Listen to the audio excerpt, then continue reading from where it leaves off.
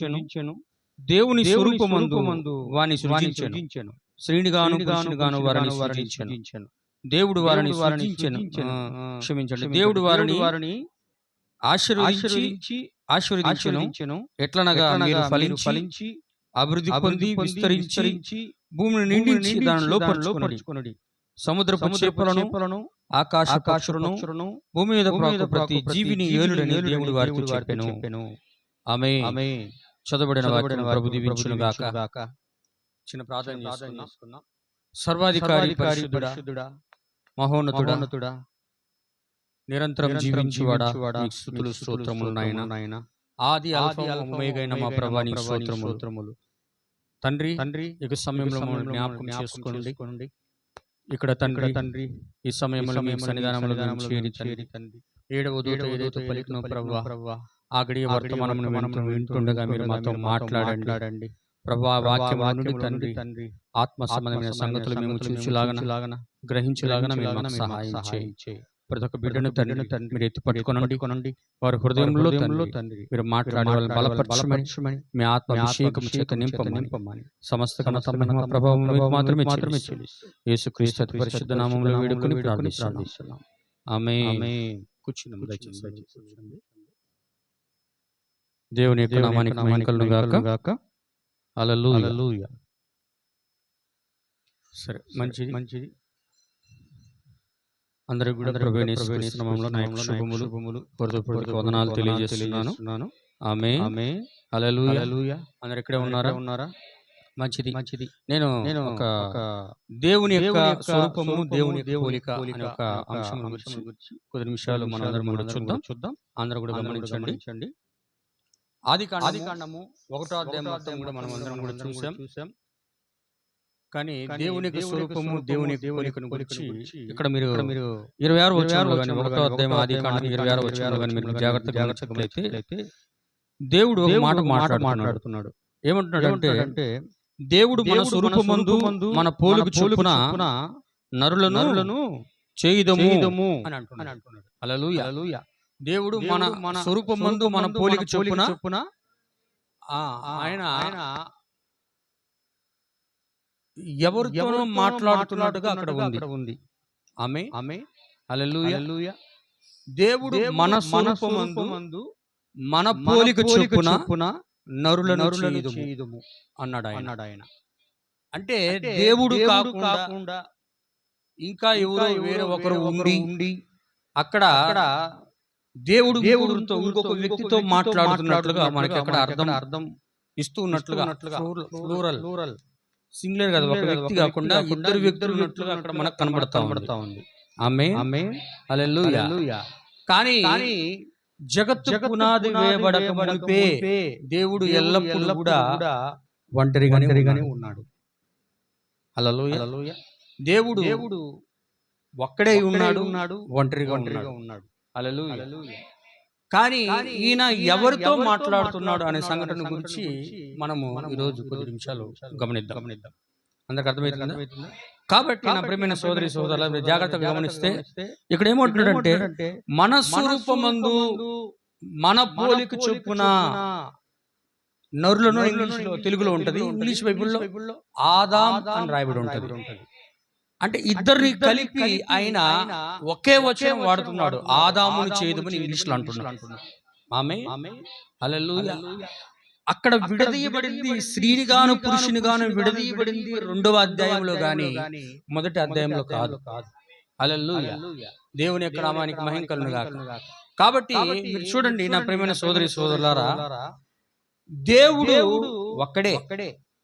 కానీ అనేక మంది ఈరోజు సమాజంలో గాని మీరు గమనించినట్లయితే, ఇదిగో మన పోలిక చొప్పున మన స్వరూపమందు మనం నరులను చేయమంటున్నాడు. కాబట్టి జగత్తు పునాది వేయబడక మునిపే ఇక్కడ ఇద్దరు ముగ్గురు ఉన్నట్లుగా, ఒకరున్నట్లుగా, ఇంకో కొందరేమో ఇద్దరు దేవుళ్ళు ఉన్నట్లుగా, ఇంకా కొంతమంది ఏమో తండ్రి, కుమారుడు, పరిశుద్ధాత్మ ముగ్గురు ఉన్నట్లుగా మనము సమస్తలో సంఘ శాఖల్లో బోధలు చేయడం మనం వింటా ఉంటాం. ఆమేన్. హల్లెలూయా. వాళ్ళ బోధలు కానీ మనం విన్నట్లయితే దేవుడు పరలోకంలోనే ఉండి ఆయన ఆయన ఆయన కాకుండా ఆయన కుమారుని భూమి మీదకి పంపించి ఆయన చేత రక్తము చిందించి ఆయన పరలోకమును పిలిచినట్లుగా అనేక బోధలు, వింత బోధలు మనం వింటా ఉంటాం. ఆమె కానీ దేవుడు ఎన్నడూ కూడా అటువంటి కార్యం ఎన్నడూ కూడా చేయలేదు ఆయన. హల్లెలూయా. మొదటగా మనం చూడాల్సింది, దేవుడు ఒంటరిగా ఉన్నప్పుడు మొదట దేవుడు ఏమై ఉన్నాడంటే ఆత్మ ఉన్నాడు. ఆమె ఏమై ఉన్నాడు సార్? ఆత్మ ఉన్నాడు. చూడండి, నేను కొన్ని లేఖనాలు చూపించడానికి ఇష్టపడుతున్నాను. 4వ అధ్యాయం యోహాను సువార్త 24వ వచనం చూడండి ఒకసారి దయచేసి. 21 నుంచి చదవండి. యోహాను సువార్త 4వ అధ్యాయం 21 నుంచి 24 దాకా చదవండి దయచేసి. ప్రభువైన యేసుక్రీస్తు వారు సమరయ స్త్రీతో మాట్లాడుతున్నాడు. సమరయ స్త్రీతో మాట్లాడితే ఏమంటున్నాడంటే, అమ్మ, ఒక కాలము వచ్చుచున్నది, ఆ కాలమందు ఈ పర్వతం మీదనైనను యెరూషలేములోనైనను మీరు తండ్రిని ఆరాధింపరు. నా మాట నమ్ముము. మీరు మీకు తెలియని దానిని ఆరాధించువారు, మేము మాకు తెలిసిన దానిని ఆరాధించువారము. ఆమేన్. రక్షణ ఎక్కడి నుంచి కలుగుతుందయా? మొదట దేవోక్తులు యూదుల పరము చేయబడిన గనుక రక్షణ ఎక్కడి నుంచి కలుగుతా ఉన్నదంటే యూదుల్లో నుండి కలుగుతా ఉన్నది. అయితే యథార్థముగా ఆరాధించువారు ఆత్మతోనూ సత్యముతోనూ తండ్రిని ఆరాధించవలెను. ఆమేన్.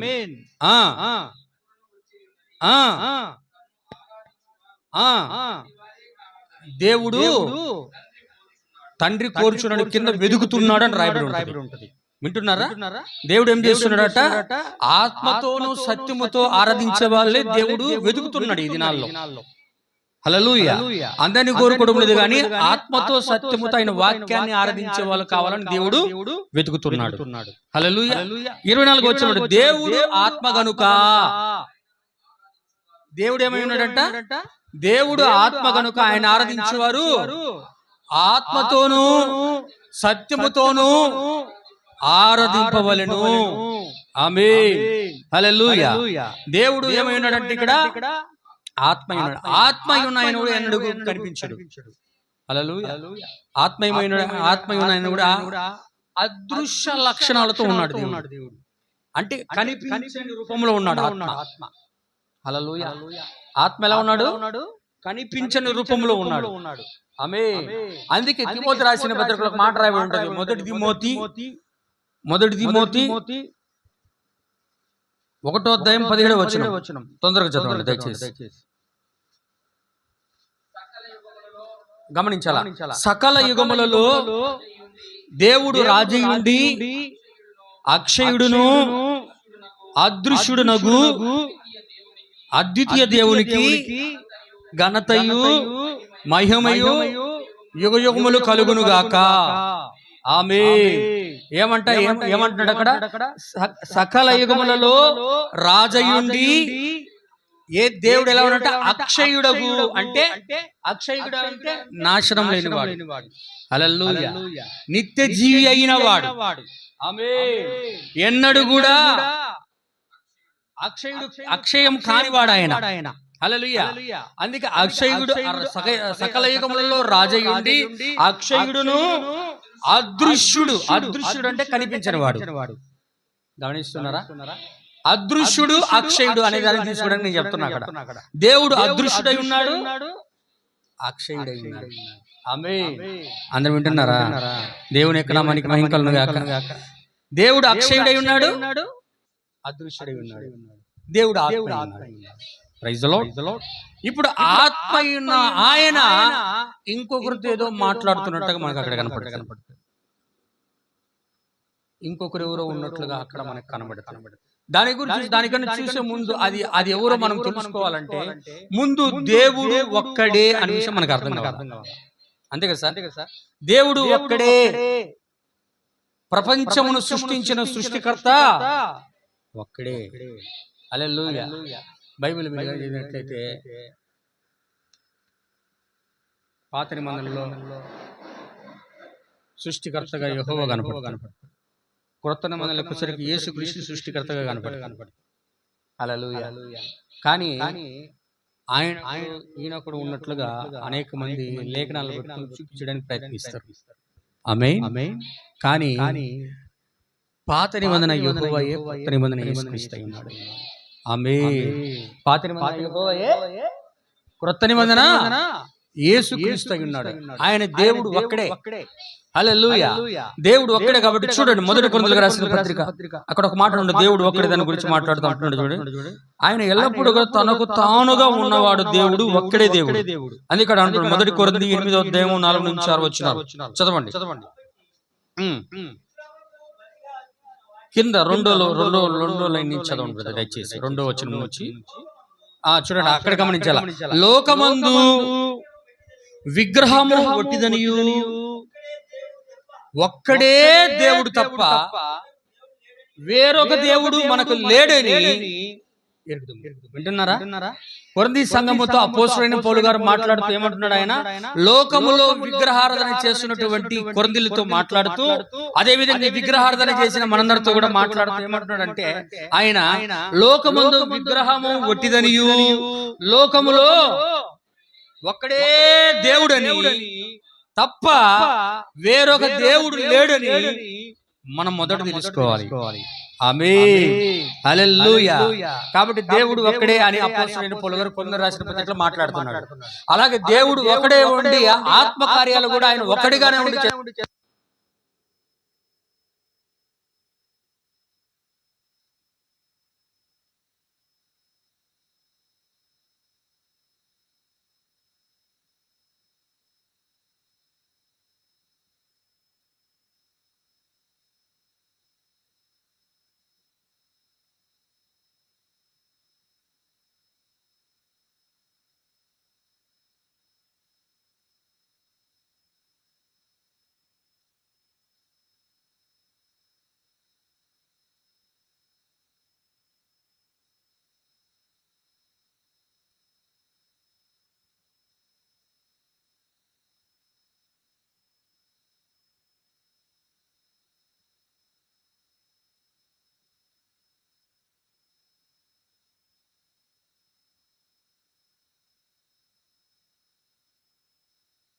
నామానికి మహిమ కలుగును గాక. కృపావరాలు నానా విధములుగా ఉన్నాయి.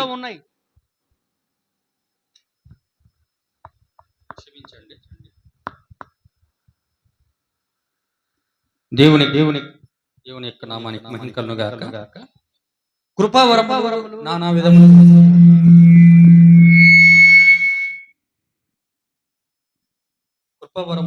విధములుగా ఉన్నాయి. అదే మనం చూసాం 12వ అధ్యాయంలో. హల్లెలూయా. దేవునికి స్తోత్రం. కృపావరములు నానా విధములుగా ఉన్నాయి. అవన్నీ కూడా మనం చూసాం. నానా విధములుగా ఉన్నను వాటిని అనుగ్రహించు దేవుడు ఆత్మ అంటే చెప్పండి ఒక్కడే. హల్లెలూయా. కింద ఇంకొక మాట అంటున్నాడు, చదవండి బ్రదర్. 5వ వచనం.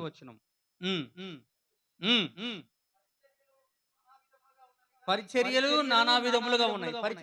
పరిచర్యలు కూడా ఎలా ఉన్నాయండి? పరిచర్యలు కూడా నానా విధములుగా ఉన్నాయి. ఆమేన్. నానా విధములుగా అంటే పరిచర్యలు నానా విధములుగా. పరిచర్యలు ఏంటి? చెరుపులు పిరుపుల పరిచర్య వేరు,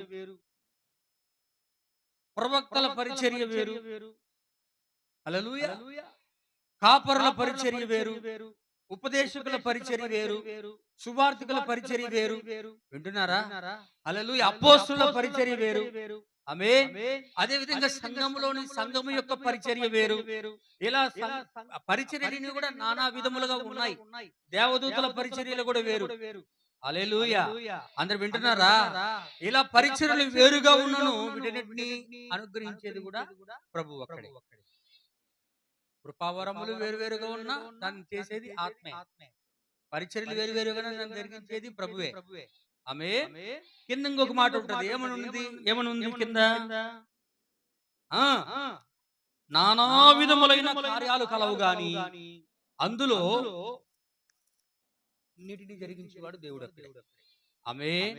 అందరూ వింటున్నారా? కృపావరాలు ఇచ్చేవాడైన ఆయనే, పరిచర్యలు జరిగించేవాడు ఆయనే. హల్లెలూయా. ఇవన్నీ కూడా ఎందుకు దేవుడు జరిగిస్తున్నాడు? సంఘం యొక్క క్షేమం నిమిత్తం. ఆమేన్. హల్లెలూయా. దేవుని యొక్క నామానికి మహిమ కలుగును గాక. కాబట్టి అన్నిటినీ జరుగుతున్నను వీటన్నిటిని జరిగించే దేవుడు ఒక్కడే. హల్లెలూయా. పైన లోకంలో విగ్రహం ఒట్టిదే, కానీ దేవుడు ఒక్కడే ఉన్నాడని కొరింథీయులకు రాసిన పత్రిక ముందు పుస్తకంలో అన్నాడు. తర్వాత రెండు అధ్యాయాల తర్వాత ఏమంటున్నాడు ఆయన?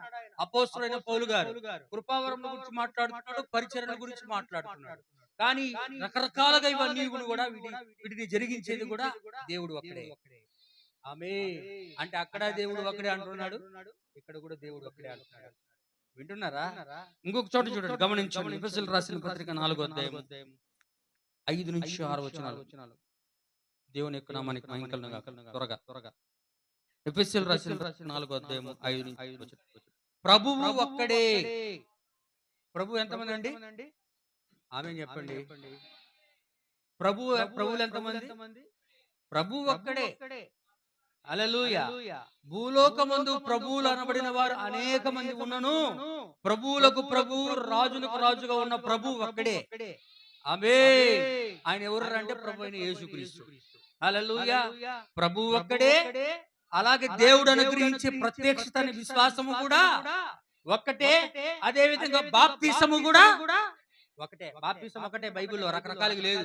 నీళ్ళల్లో ఆ జెండా కింద దూరే బాప్తిసము, ఏమండి చిలకరింపు బాప్తిసము, చిన్న పిల్లల్ని నీళ్ళలో ముంచే బాప్తిసము, హల్లెలూయా, తండ్రి కుమార పరిశుద్ధాత్మ నామములు ఇచ్చే బాప్తిసము, ఇవన్నీ సెల్లవు. వింటున్నారా? ఈ రోజు 5 పైసలు 10 పైసలు ఎలా జల్లవు, అవి కూడా సెల్లవు. ఈ కాలంలో జల్లవు. ఒకప్పుడు జల్లి. దేవుడు చూసి చూడని కాలంలో అవన్నీ కూడా జల్లి. ఇప్పుడు అవన్నీ కూడా సెల్లవు. హల్లెలూయా.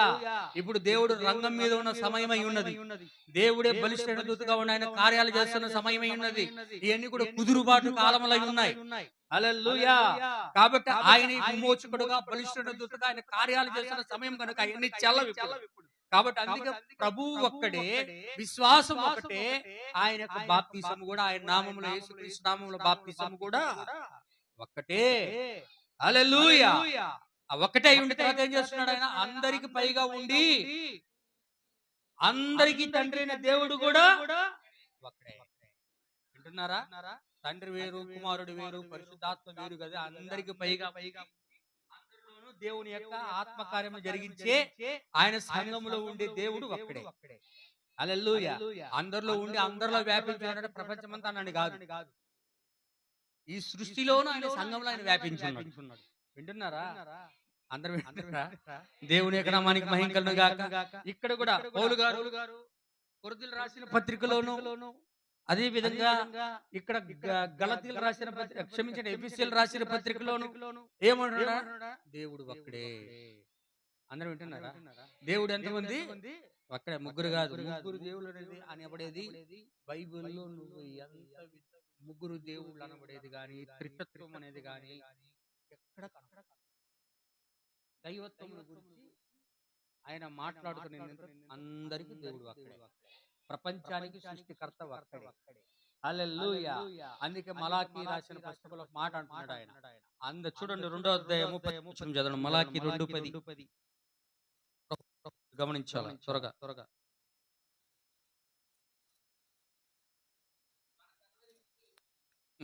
మన ఇజ్రాయెల్ ప్రజలతో మాట్లాడితే ఏమంటాడు? మన అందరికీ తండ్రి ఒక్కడే కాదా? ఒక్క దేవుడే మనలను సృష్టించలేదా? చాలు బ్రదర్. హల్లెలూయా. ఒక్కడే కాదా? మనందరిని సృష్టించిన దేవుడు తండ్రి ఒక్కడే.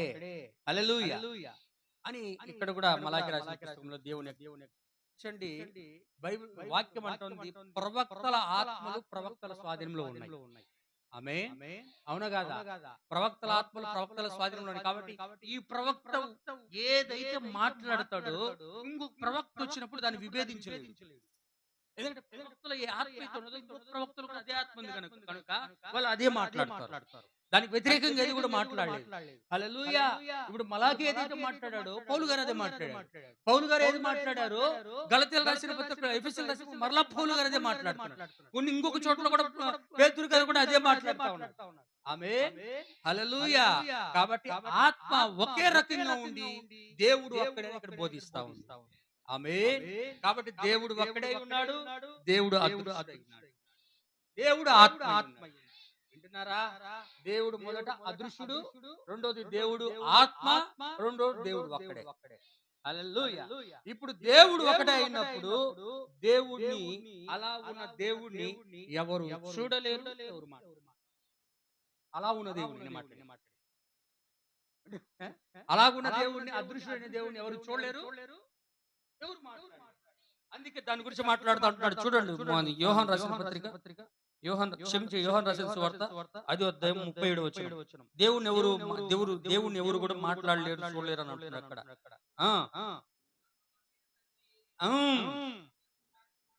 హల్లెలూయా.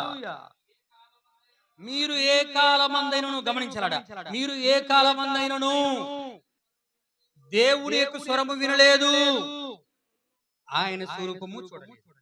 ఆమేన్. దేవుని యొక్క స్వరము వినలేదు, దేవుని యొక్క స్వరూపం ఎవరు కూడా చూడలేదు. ఆయన దేని గురించి మాట్లాడుతున్నారు? అదృశ్య రూపంలో ఉన్న ఆయన గురించి మాట్లాడుతున్నాడు. ఆమేన్. హల్లెలూయా. కనిపించని ఆయన గురించి ఆయన మాట్లాడుతారు. ఆయన స్వరాన్ని అలా ఉన్నప్పుడు ఎవరు చూడలేరు, ఎవరు వినలేరు. ఎందుకంటే ఆయన స్వరం ఎలా ఉంటుంది? ఆదికాండం 1వ అధ్యాయంలో ఉన్నది ఆయన స్వరం. అవునా కదా? ఏమన్నాడు?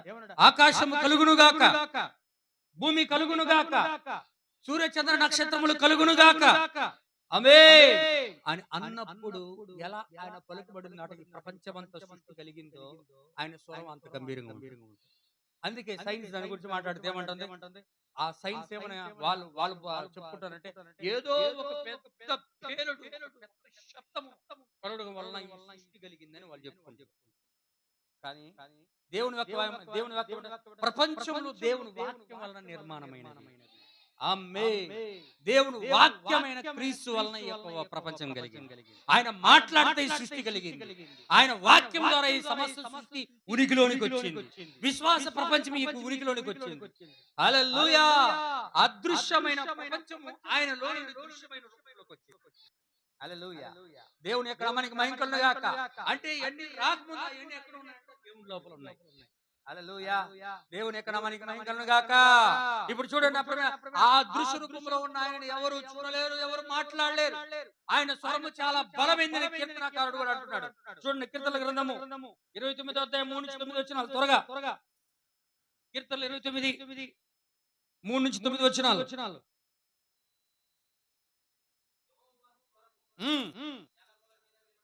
యెహోవా స్వరము ఆదికాండం 1వ అధ్యాయంలో జలముల మీద వినబడుచున్నది.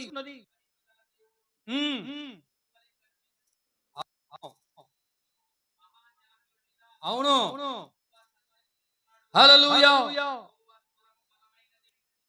స్వరము బలమైన, యెహోవా స్వరము ప్రభావముగా, దేవదారు వృక్షములను చీల్చున్నది. ఆమేన్. అవును.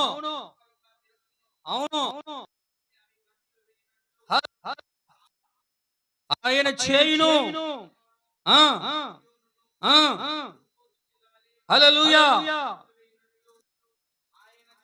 ఆయన చేయును. యెహోవా స్వరము అగ్ని జ్వాలలను, యెహోవా స్వరము అరణ్యమును కదిలించును.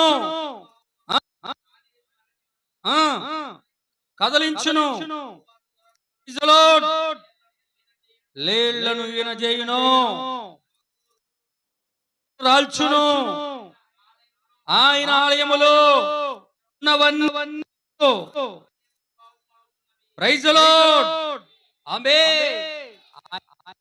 అన్నీ కూడా ఆయనకే స్తుతి, ఘనత, మహిమ, ప్రభావం చెల్లుగాక అంటాం. నీకు స్తోత్రం. కాబట్టి ఆయన స్వరం ఏంటంటే ఈ విధంగా. అందుకే అది 63 ఏమంటాడంటే ఆయన స్వరం బలమైందని కీర్తనకారుడు. హల్లెలూయా. అన్ని కూడా ఎప్పుడు వర్తిస్తా ఉన్నాయంటే ఆయన అదృశ్య రూపంలో ఉన్నప్పుడు అవన్నీ కూడా అదృశ్య రూపంలో ఉన్నప్పుడు, కనిపించని రూపంలో ఉన్నప్పుడు ఆయన చేస్తా ఉన్నాడు. హల్లెలూయా. దేవుని యొక్క నామానికి మహిమ కలుగునుగాక. ఇలా ఉన్న ఆయన, నా ప్రియమైన సోదరి సోదరులు, ఇలా ఉన్న ఆయన ఏం చేస్తున్నారంటే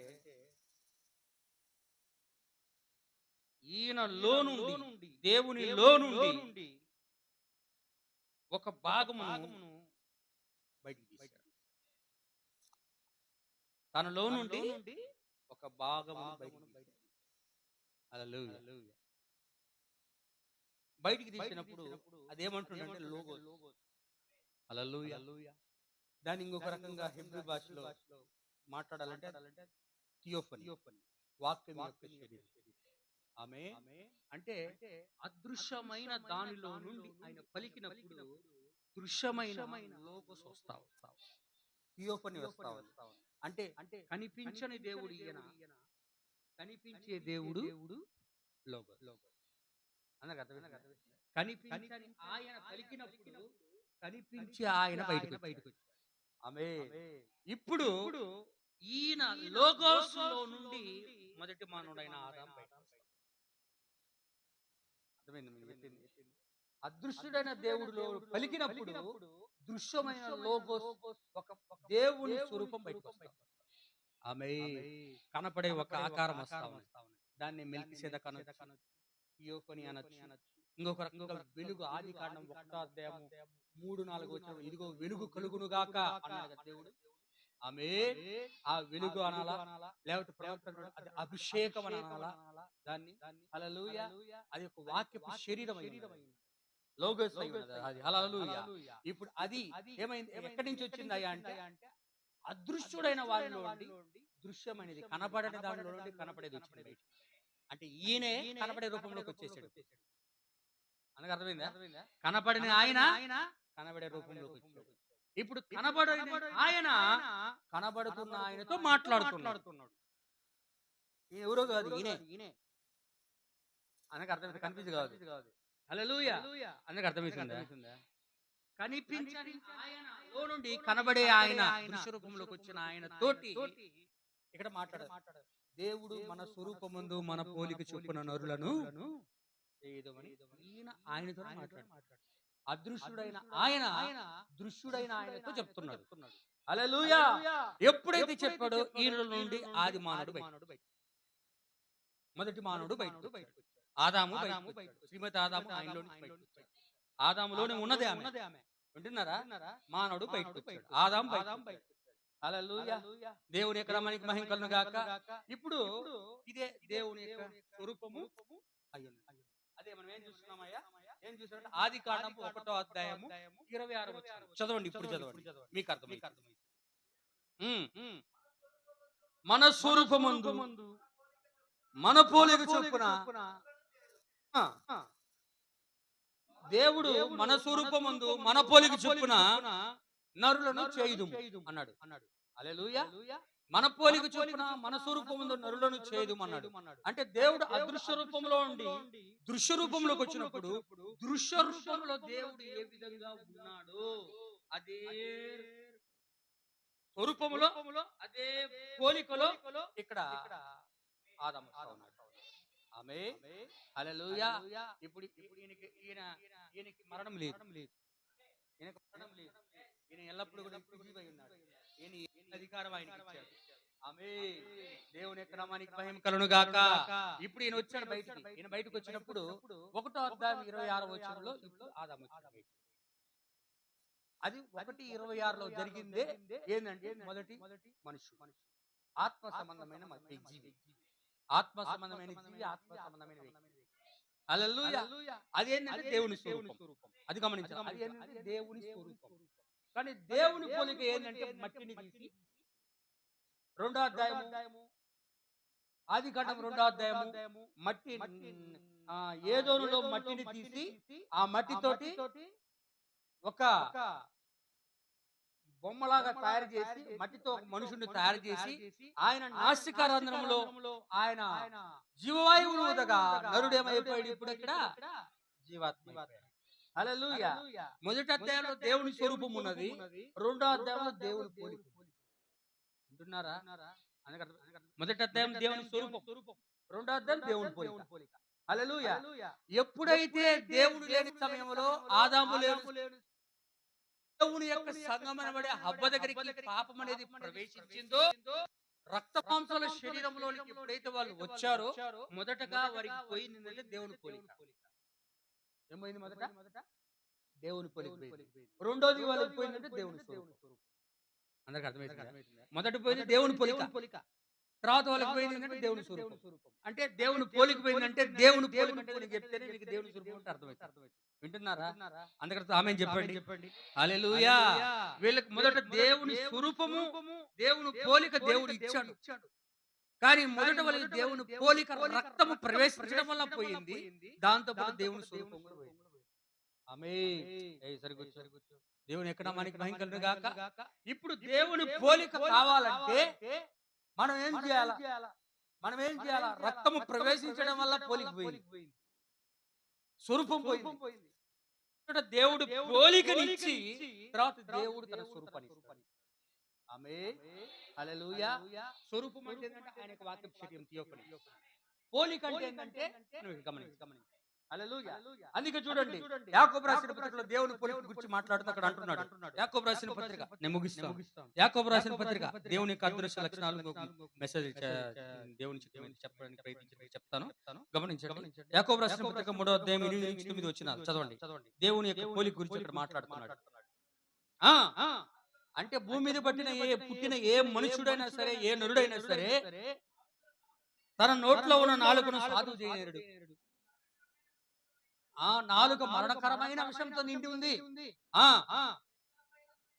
ఆమేన్. ఏం చేస్తారంట నాలుగుతోటి? తండ్రి అయిన దేవుణ్ణి స్తుతింతుము, దీనితోనే దేవుని మనుషులను శపింతుము. ఆమేన్. అందుకు అర్థమైందా? హల్లెలూయా. ఆ నాలుగుతో ఏం చేస్తారంటే దేవుణ్ణి మహింపరుస్తారు. అదే నాలుగుతోటి దేవుని పోలికగా పుట్టిన మనుషుల్ని శపించారు. Praise the Lord. హల్లెలూయా. దేవుని పోలికగా పుట్టిన ప్రజలు అంటున్నాడు.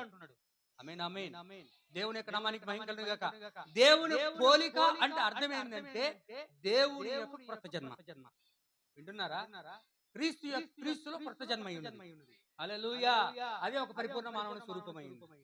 అదే దేవుని యొక్క పోలిక. ఏంటి? విశ్వాసము, సద్గుణము, ఆశా నిగ్రహము, దైవభక్తి, సహోదర ప్రేమ. వింటున్నారా? హల్లెలూయా. ఇవన్నీ కూడా ఫెయిత్, వర్చ్యూ, నాలెడ్జ్, టెంపరెన్స్ అవన్నీ ఉన్నాయి కదా. అవన్నీ కూడా దేవుని యొక్క పోలిక ఉన్నాయి. దేవుని యొక్క పోలికలోనే మొదట మానవుడు నిర్మించబడి దేవుని స్వరూపంతో ఆయన నింపబడ్డాడు. ఆమేన్. మొదట పోయింది మానవుడికి దేవుని పోలిక, తర్వాత దేవుని స్వరూపం పోయింది. హల్లెలూయా. అందుకే ఇప్పుడు ఈ రోజు మన దేవుడు ఏం చేయాలంటే మొదట దేవుని పోలికతో నింపుతున్నాడు. మనల్ని క్రీస్తు పోలికతో మనం పరిశుద్ధాత్మ ద్వారా నింపబడుతున్నాం ఈ రోజు. వింటున్నారా? హల్లెలూయా. క్రీస్తు యొక్క పోలిక లేదంటే ఈ రోజు క్రీస్తు యొక్క పోలిక లేదు. పోలికలు ఏమిటి అంటే ఆత్మ. ఏం సార్? క్రీస్తు యొక్క పోలిక లేదు ఈ రోజు ఆత్మ. విశ్వాసము, సద్గుణము, ఆశా నిగ్రహము, జ్ఞానము, సహోదర ప్రేమ. వింటున్నారా? హల్లెలూయా.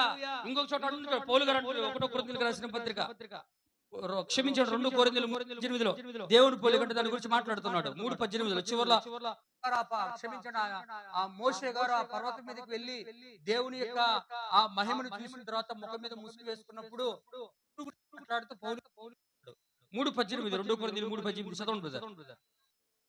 అంటే దేవుడు సంఘమైన ఆయన శరీరంలో భాగం లేని వాళ్ళందరూ కూడా మోషే అయితే ముఖం మీద ముసుగేసుకున్నాడు. మనమైతే ముసుగులేని ముఖముతో ప్రభు యొక్క మహిమను అద్దము వలె ప్రతిఫలింపజేయచ్చు. మహిమ నుండి అధిక మహిమను పొందుతూ ప్రభు యొక్క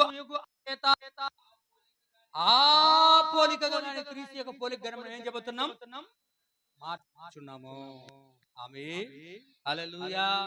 దేవుని యొక్క నామానికి మహిమ కలుగును గాక.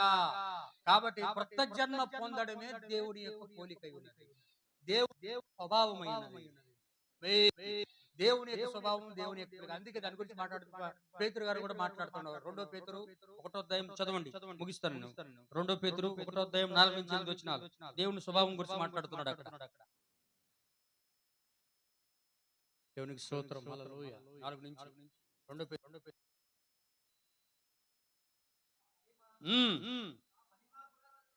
ఆ మహిమ గుణాతిశయములను బట్టి ఆయన మనకు అమూల్యములను అత్యధికములనైన వాగ్దానములను అనుగ్రహించి ఉన్నాడు.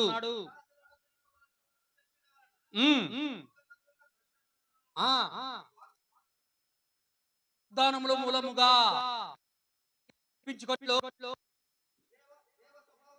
దేవుని స్వభావమునందు పాలివారగునట్లు వాటిని అనుగ్రహించాడు. ఈ హేతువు చేతనే హల్లెలూయా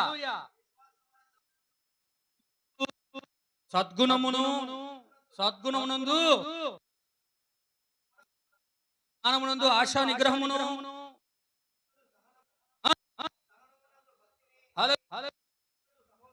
సహోదరును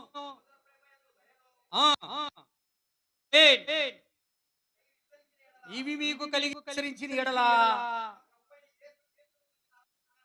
అవునవును నిష్కాకుండా చేయును. అందరు వింటున్నారా? హల్లెలూయా. దేవుని యొక్క నామానికి మహిమ కలుగును గాక.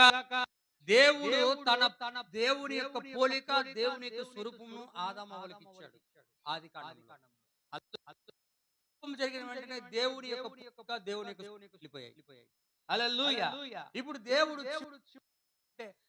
దేవుని యొక్క పోలిక, క్రీస్తు యొక్క పోలికను మొదట ఇచ్చి వారిని ఇలా ఆయన మొదట ఏం చేస్తున్నాడంటే ఆయన ఒక క్రమములో సంగమును ఉంచుకున్నాడు. విశ్వాసము, సద్గుణము, జ్ఞానము, ఆశా నిగ్రహము, దైవ భక్తి, సహోదర ప్రేమ, చివరిగా దైవిక ప్రేమ, తలరాయి యొక్క ప్రత్యక్షతను అనుగ్రహించి ఆయన ఒక విశ్వాసి, ఒక పరిపూర్ణ మానవుని స్వరూపముగా చేసి ఆ వ్యక్తి చనిపోయినను నిద్రించినను, క్షమించండి, నిద్రించినను లేకపోతే ఎత్తబట్ల ఆయనకి ఆ దేవుని స్వరూపాన్ని ఇస్తా ఉన్నాడు. మొదట ఏం చేయాలంటే దేవుని పోలిక ఎత్తబడ్డ ఒకవేళ ప్రభు చిత్తమై ఈ రాత్రికి జరిగిందనుకో, ఎత్తబడ్డ వాళ్ళకి ఆ స్వరూపాన్ని ఇచ్చేస్తాడు. ఒకవేళ ఎవరైనా నిద్రించారనుకో, 2 అడుగులు దూరంలో స్వరూపంలో దేవుని యొక్క స్వరూపంలోకి వెళ్ళిపోతారు. ఇక్కడ ఆల్రెడీ పోలికలో మారబడి ఎవరైతే పోలికలో మారబడరో వాళ్ళు కూడా దేవునికి రాజ్యానికి వెళ్ళడానికి అర్హులు కాదు. అది దేవుని పోలిక, దేవుని స్వరూపం పోయినది కనుకనే ఏదోలో వాళ్ళు ప్రపంచంలో ఉన్నటువంటి ఆకాశ పక్షులను, జంతువులను, ప్రతి ఒక్క దాని మీద అధికారాన్ని వాళ్ళు కోల్పోయారు. ఆమె ఏదో ఆది కాండములో పోగొట్టుకున్న దానిని మరలా ఆయన ప్రకటన గ్రంథంలో దాన్ని పునరావర్తన మరలా తిరిగి. హల్లెలూయా. అందుకే దేవుని పోలిక, దేవుని స్వరూపం అంటే దేవుని పోలిక పరిపూర్ణ దేవుని స్వరూపం అంటే వాక్యం. హల్లెలూయా. ఆయన ఎవరితో మాట్లాడుతున్నాడు? అదృశ్యుడైన ఆయన ఆడెవరు? 2 ఉన్నారు, 3 ఉన్నారు, దేవదూతలు చెప్తాడని కాదు. తనతోనే మాట్లాడు. ఈయన ఎవరు అంటే ఈయన ఆయన. హల్లెలూయా. ఇంకొక చెప్పాలంటే ఈయనెవరు కాదు కానీ కుమారుడుగా ఉన్నాడు. ఇంకొక చెప్పాలంటే కుమారుడుగా వచ్చిన ఈయన ఏమవుతున్నాడంటే 2000 సంవత్సరాల తర్వాత ఈ అదృశ్య రూపంలో క్షమించండి, అదృశ్య రూపంలోకి వచ్చిన ఆయన, దృశ్య రూపంలో ఉన్న ఆయన దాన్ని ప్రవక్త వాక్యం, ఆది యందు వాక్యం ఉండెను, వాక్యం దేవుని యొద్ద ఉండెను, వాక్యము దేవుడే ఉండెను, ఆ వాక్యమే కృపా సత్య సంపూర్ణుడుగా మన మధ్య తండ్రి రొమ్మున ఉన్న అద్వితీయ కుమారుడు ఆయన బయలుపరిచాడు. హల్లెలూయా. ఆయన తండ్రి రొమ్ములో ఆయన బయలుపరిచాడు అని అంటున్నాడు కదా అని అంటే అప్పుడు ఆయన పిలుపు అంటున్నాడు, తండ్రిని మాకు బయలుపరచు అంతే చాలంటే పిలుపు ఇంతకాలం నేను ఉంటే తండ్రిని బయలుపరిచిన అంటున్నాడు. మళ్ళీ అంత అర్థము కాని విధముగా ఆయన బైబిల్ రాయి. హల్లెలూయా. కాబట్టి అర్థం కాని విధంగా రాయించాను. ఈ అర్థం కాని మనకి ఎప్పుడు పడుతున్నట్టే 7వ దూత వచ్చి సమస్త దేవుని మర్మమును ప్రకటన 10వ అధ్యాయం 7వ వచనంలో ఏమంటది? 7వ దూత పలుకు దినములలో దేవుడు తన దాసులకు ప్రవక్తలకు తెలియజేసిన సువార్త ప్రకారము అర్థం కాని విషయాలన్నీ కూడా దేవుని మర్మము సమాప్తం. అంటే దేవుడు ఏమై ఉన్నాడు? ఒకడే ఉన్నాడా? ఇద్దరై ఉన్నారా? ముగ్గురై ఉన్నారా? నలుగురై ఉన్నారా? అయితే 10 రకాలుగా ఆ 7 దీపస్తంభాలు అని చెప్పాడు. 7 ఆత్మలు అన్నాడు కాబట్టి 7గురై ఉన్నారా? ఇట్లా బోధించుకోవడం కూడా లేకపోలేదు. రకరకాలుగా సంఘాలలో. హల్లెలూయా. కానీ ఆ ముసుగు తెర తొలగించబడిన దేవుడుగా ఈ రోజు ఉన్నాడు. ఆమేన్. ఇప్పుడు తెర తొలగించబడే దేవుడుగా ఉండి ఆయన ఒక్కడై ఉన్నాడని, ఆయన కృష్ణుడుగా ఉన్నాడు, అదృశ్యుడుగా ఉన్నాడు, దృశ్య రూపంలోకి వచ్చి తన గురించి ఆయన బయలుపరిచాడని మనకు తెలియజేస్తున్నాడు. ఆమేన్. హల్లెలూయా. కాబట్టి దేవుని యొక్క పోలిక మనం ధరించుకున్నట్లయితే దేవుని యొక్క స్వరూపంలో దేవుడు మనల్ని నడిపించాడు. చెప్పుడైన వాక్యం దీవించును గాక.